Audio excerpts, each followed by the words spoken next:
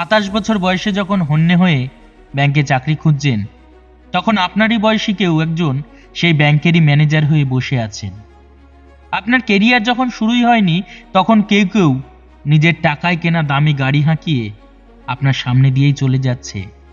প্রথমেই আসে পরিশ্রমের ব্যাপারটা। যারা আপনার চাইতে এগিয়ে, তারা আপনার চাইতে বেশি পরিশ্রমী। এটা মেনে নিতে শিখুন। ঘুমানোর আনন্দ আর ভোর দেখার আনন্দ একসাথে পাওয়া যায় না। শুধু পরিশ্রম করলেই সব হয় না। তাই যদি হতো, তবে গাধা হতো বনের রাজা। শুধু পরিশ্রম করা নয়, এর পুরস্কার পাওয়াটাই বড় কথা। আপনি এক্সট্রা আওয়ার না খাটলে এক্সট্রা মাইল এগিয়ে থাকবেন কিভাবে?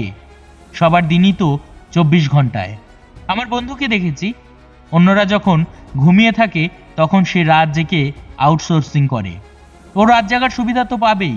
আপনি বাড়তি কি করলেন সেটাই ঠিক করে দেবে আপনি বাড়তি কি পাবেন। আপনি ভিন্ন কিছু করতে না পারলে ভিন্ন কিছু পাবেন না। বিল গেটস রাতারাতি বিল গেটস হননি। শুধু ইউনিভার্সিটি ড্রপ আউট হলেই স্টিভ জবস কিংবা জুকারবার্গ হওয়া যায় না। আউটলায়ার্স বইটি পড়ে দেখুন। বড় মানুষের বড় প্রস্তুতি থাকে। নজরুলের প্রবন্ধগুলো পড়লে বুঝতে পারবেন উনি কতটা স্বশিক্ষিত ছিলেন।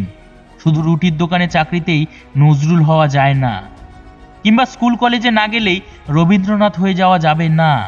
সবাই তো বই বাঁধাইয়ের দোকানে চাকরি করে মাইকেল ফ্যারাডে হতে পারে না।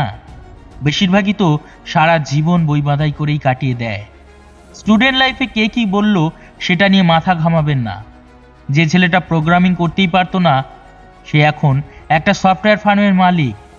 যাকে নিয়ে কেউ কোনোদিন স্বপ্ন দেখেনি, সে এখন হাজার হাজার মানুষকে স্বপ্ন দেখতে শেখায়। কেরিয়ার নিয়ে যার তেমন কোনো ভাবনাই ছিল না, সে সবার আগে পিএইচডি করতে আমেরিকায় গেছে। সব পরীক্ষায় মহা উৎসাহে ফেল করা ছেলেটি এখন একজন সফল ব্যবসায়ী। আপনি কি পারেন কি পারেন না, এটা অন্য কাউকে ঠিক করে দিতে দেবেন না। সরকারি ইউনিভার্সিটিতে চান্স পাননি, প্রাইভেটে পড়ছেন। সবাই বলছে আপনার লাইফটা শেষ।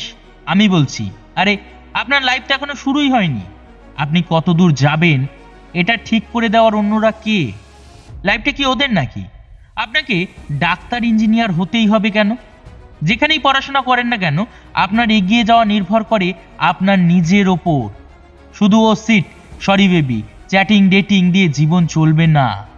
আপনি যার উপর ডিপেন্ডেন্ট তাকে বাদ দিয়ে নিজের অবস্থানটা কল্পনা করে দেখুন। যে গাড়িটা করে ইউনিভার্সিটিতে আসেন, ঘোরাঘুরি করেন, সেটি কি আপনার নিজের টাকায় কেনা? একদিন আপনাকে পৃথিবীর পথে নামতে হবে। তখন আপনাকে যা যা করতে হবে সেসব কাজ এখন থেকেই করা শুরু করুন। জীবনে বড় হতে গেলে কিছু ভালো বই পড়তে হয়, কিছু ভালো মুভি দেখতে হয়, কিছু ভালো মিউজিক শুনতে হয়, কিছু ভালো জায়গায় ঘুরতে হয়, কিছু ভালো মানুষের সাথে কথা বলতে হয়, কিছু ভালো কাজ করতে হয়। জীবনটা শুধু হাহাহি করে কাটিয়ে দেওয়ার জন্য নয়। একদিন যখন জীবনের মুখোমুখি দাঁড়াতে হবে, তখন দেখবেন পায়ের নিচ থেকে মাটি সরে যাচ্ছে, মাথায় আকাশ ভেঙে পড়ছে। স্কিল ডেভেলপমেন্টের জন্য সময় দিতে হয়। এসব একদিনে কিংবা রাতারাতি হয় না। আপনার মতো করে লিখতে হলে আমাকে কি করতে হবে? আমি আপনার মতো রেজাল্ট করতে চাই, আমাকে কি করতে হবে? এটা আমি প্রায়ই শুনি। আমি বলি অসম্ভব পরিশ্রম করতে হবে। রিপ্লাই আসে, কিন্তু পড়তে যে ভালো লাগে না, কি করা যায়? এর উত্তরটা একটু ভিন্নভাবে দিই।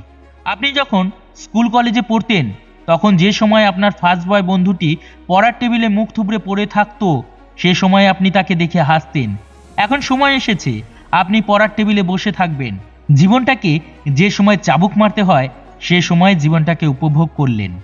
যে সময় জীবনটাকে উপভোগ করার কথা, সে সময় জীবনটাকে উপভোগ করতে পারবেন না। এটাই স্বাভাবিক, এটা মেনে নিন। মেনে নিতে না পারলে ঘুরে দাঁড়ান। এখনই সময়। কষ্ট করুন, লক্ষ্য ঠিক রাখুন। ব্যর্থ হবেন কিন্তু থামবেন না, এগিয়ে যান। 1000 বার ব্যর্থ হলে তা থেকে 1000টা শিক্ষা নিন, তারপর সফলতা পান।